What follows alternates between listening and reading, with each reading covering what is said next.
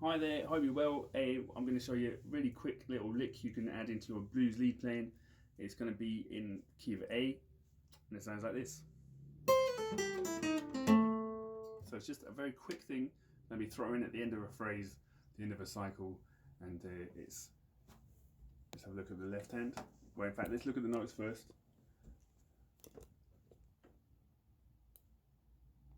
Okay, now the key to this is you're only plucking once for each set of notes. So you're going to pluck there, you're going to pluck there, there, and then there.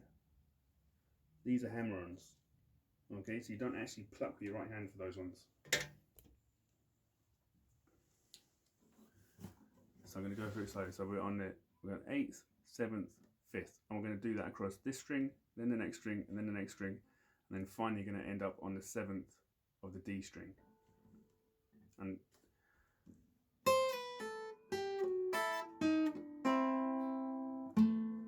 you'll notice I'm getting some extra sort of notes. So I'm going to keep my finger barred there across the 5th fret.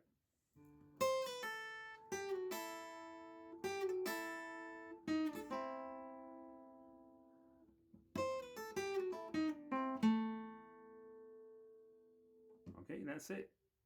It's just a little thing, so you can be jamming along.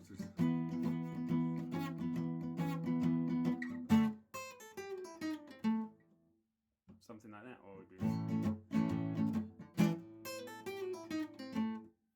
then on to the next round of soloing. Okay. And like I say, if you keep your finger barred there, you can get these nice sort of extra notes when you sort of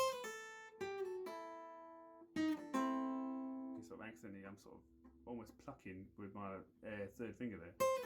And because I've got that barred, it makes a nice harmony. I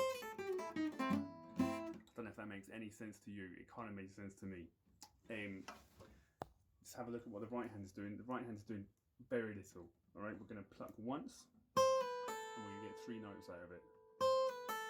And then the next string, and then the next string, and then the last note. Don't try and play all the notes with your right hand. Don't go. It's too hard. Go. Okay, your right hand is having a nice sort of relaxing time over here. That's just a very simple little trick, a little lick you can try out. If it's useful, let me know. If it was a load of rubbish, let me know, and I'll try and do better next time. All right, take care. See you soon.